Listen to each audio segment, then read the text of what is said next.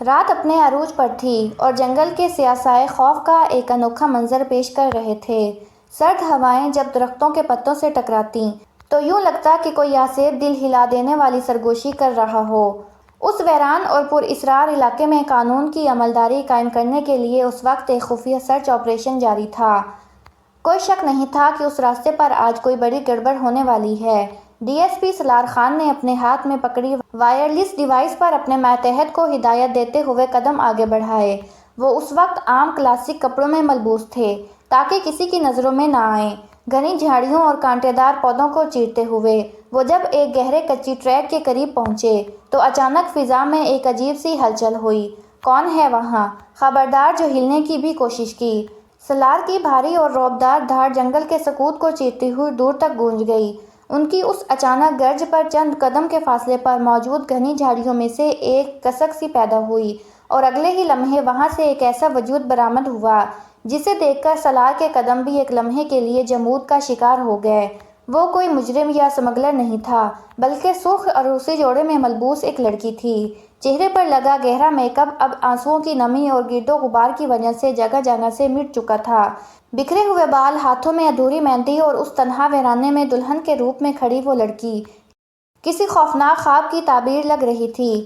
سالار، جو پیشہ ورانہ طور پر ہر قسم کے مجرموں کا سامنا کر چکا تھا، اس ناگہانی اور سحر انگیز منظر پر چند لمحوں کے لیے مبہم سا رہ گیا۔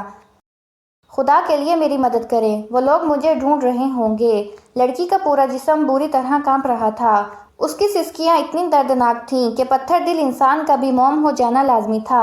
سالار نے اپنی پیشہ ورانہ اینک درست کی، آگے بڑھ کر اس لرزتے ہوئے وجود کو تسلی دی اور اسے اپنے ساتھ لگی سرکاری پولیس موبائل کی طرف لے جانے لگا۔ پولیس کے قریب پہنچتے ہی جیسے ہی سرخ آلوسی لباس میں ملبوس اس لڑکی کی نظر سامنے کھڑی جیپ اور اس پر لگے پولیس کے نشان پر پڑی، اس کے قدم یکدم رک گئے، اس کا سانس جیسے سینے میں اٹک گیا۔ آپ پولیس والے ہیں؟ حالے کی آنکھیں خوف سے بھٹکنے کو آ گئیں۔ اس کا دل چاہا کہ زمین پھٹے اور وہ اس میں سما جائے۔ وہ جس پولیس سے اور اپنے پیچھا کرنے والے سے جان بچا کر بھاگ رہی تھی، قسمت اسے خود اٹھا کر اسی قانون کے چنگل میں لے آئی تھی۔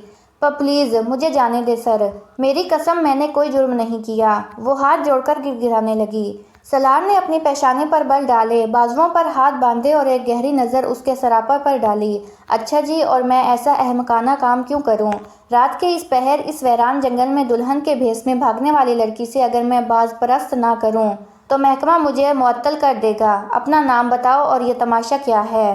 حالے نے گھبراہٹ میں اپنے دوپٹے کے پلو کو زور سے بھینچا، اس کی انگلیاں کانپ رہی تھیں۔ اچانک اسے کچھ سوجھا تو اس نے اپنے دوپٹے کے کونے میں بندھی ہوئی کچھ نقدی کو کھولنے کی ناکام کوشش شروع کر دی۔ یہ کچھ پیسے رکھ لیں۔ آپ پولیس والے تو بس اسی سے مان جاتے ہیں نا؟ پلیز یہ رکھ لیں اور مجھے جانے دیں۔ اس کی معصومیت سراسر نادانی اور مجبوری میں کہے گئے اس جملے نے سالار کے سارے غصے کو ایک زوردار دھماکے میں بدل دیا۔ سالار خان کا فلک شگاف قہقہا اس تاریک جنگل میں گونج اٹھا جسے سن کر جنگل کے پرندے بھی پھڑپھڑا کر اڑ گئے۔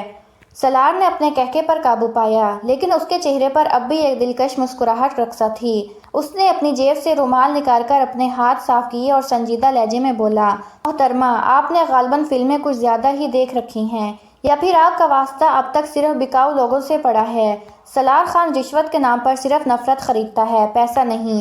اب بہتر یہی ہے کہ اپنی زبان سے سچ اکل دو، ورنہ میرے تھانے کی حوالاتی دروازے تم جیسی شہزادیوں کا انتظار کرتے رہتے ہیں۔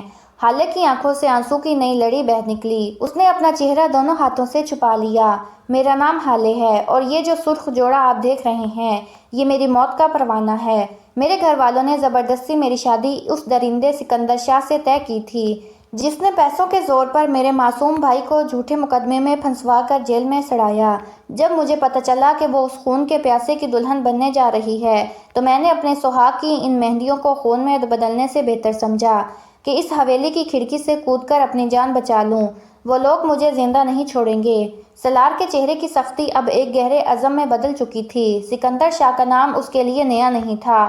وہ شہر کا وہ بدنام زمانہ سمگلر اور لینڈ گریبر تھا جس کے خلاف سالار پچھلے کئی مہینے سے شواہد اکٹھے کر رہا تھا۔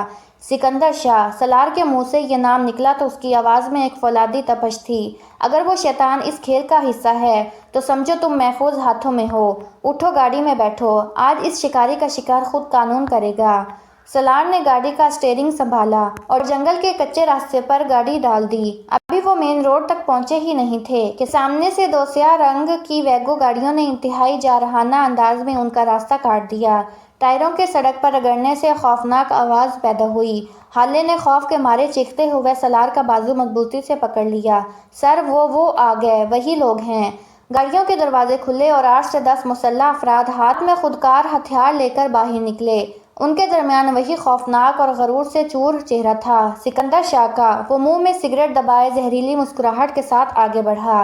سالار نے بغیر کسی لمحے کی تاخیر کے اپنی گاڑی کا دروازہ کھولا اور پھرتی سے باہر نکل آیا۔ اس کی کمر پر لگی پستول پر اس کا ہاتھ خود بخود چلا گیا تھا۔ خبردار، ایک قدم بھی آگے بڑھائے تو گولی پار ہو جائے گی۔ سالار کی گرجدار آواز نے ماحول میں سنسنی پھیلا دی۔ سکندر شاہ نے حقارت سے کہکہ لگایا اور سگریٹ کو زمین پر پھینک کر پاؤں سے مسل دیا۔ واہ ایس پی سالار خان، ہماری دلہن آپ کو اتنی زیادہ پسند آ گئی کہ آپ نے قانون کی وردی اتار کر اسے اپنی ذاتی ملکیت بنانے کا سوچ لیا۔ شرافت سے لڑکی ہمارے حوالے کر دو، ورنہ آج اس جنگل میں تمہاری لاش بھی نہیں ملے گی۔ سالار کے لبوں پر ایک سرد اور پرسکون مسکراہٹ پھیل گئی۔ اس نے اپنے کوٹ کے اندر ہاتھ ڈالا اور حالے کا وہ دوپٹے میں بندھا ہوا نوٹوں کا بنڈل نکال کر ہوا میں اچھالا اور کینچ کرتے ہوئے بولا، اغوا! ارے سکندر شاہ، غلط فہمی میں مت رہو۔ اس مظلوم کی رشوت اور فیس تو میں ایڈوانس وصول کر چکا ہوں۔ اب یہ لڑکی میری تحویل میں ہے اور قانون کے اس حصار کو توڑنے کے لیے تمہیں پہلے میری لاش سے گزرنا ہوگا۔ اس سے پہلے کہ سکندر شاہ اپنے گن مینوں کو فائرنگ کا حکم دیتا، جنگل کی دوسری سمت سے ایک کے بعد ایک اور 4 پولیس اہلکار کی ٹائروں کی آواز اور سائرن فضا میں گونج اٹھے۔ اسپیشل فورسز نے لمحوں میں ہی اس پورے علاقے کو چاروں طرف سے گھیرے میں لے لیا۔ سکندر شاہ کے چہرے کا رنگ کافور ہو چکا تھا۔ اس کے ہاتھ ہوا میں اٹھ گئے جب چاروں طرف سے کمانڈروں کے ہتھیار اس کے سینے پر تان دیے گئے۔ چند منٹوں کا کھیل تھا اور شہر کا سب سے بڑا مجرم ہتھکڑیوں میں جکڑا ہوا زمین پر گھٹنے ٹیک رہا تھا۔ کچھ مہینے گزر گئے۔ شہر کے سب سے پرسکون اور خوبصورت پارک کے ایک گوشے میں ہلکے گلابی اور سفید لباس میں ملبوس حالے کسی حسین خواب کی طرح بیٹھی تھی۔ اس کے چہرے کا نکھار اور آنکھوں کا سکون گواہی دے رہا تھا کہ اب خوف کے وہ سیاہ بادل ہمیشہ کے لیے جھٹ چکے ہیں۔ پیچھے سے ایک جانی پہچانی قدموں کی چاپ سنائی دی۔ سالار خان اپنی پولیس کی وردی کے بغیر عام سیاہ شرٹ اور ٹراؤزر میں تھا۔ ہاتھ میں گلاب کا ایک تازہ پھول لیے اس کی طرف بڑھا۔ حالے نے پلکیں اٹھا کر دیکھا اور ہلکی سی مسکراہٹ اس کے لبوں پر آ گئی۔ سالار اس کے بالکل قریب آ کر رکا، پھول اس کی طرف بڑھایا اور شرارتی لہجے میں بولا، تو محترمہ حالے، آج پھر کوئی قانون توڑنے کا ارادہ ہے یا اس بار پولیس والے کو رشوت دینے کی بجائے خود کو ہمیشہ کے لیے اس کی قید میں دینے کا ارادہ ہے؟ حالے نے اپنی جھکی ہوئی پلکیں اٹھائیں، چہرے پر حیا کی ہلکی سی سرخی دوڑ گئی اور وہ مدھم مگر پر اعتماد لہجے میں بولی، رشوت کی اب کوئی ضرورت نہیں ہے سر۔ جب محافظ ہی خود آ کر دل کی چوکی پر پہرا دینے لگ جائے تو قید بھی زندگی کا سب سے حسین انعام لگتی ہے۔ سالار کا دھیما اور دلکش کہکہ اس روشن صبح میں فضا کو معطر کر گیا۔ سالار کا دھیما اور دلکش کہکہ اس روشن صبح میں فضا کو معطر کر گیا اور ان کی محبت کی یہ لازوال داستان ہمیشہ کے لیے امر ہو گئی۔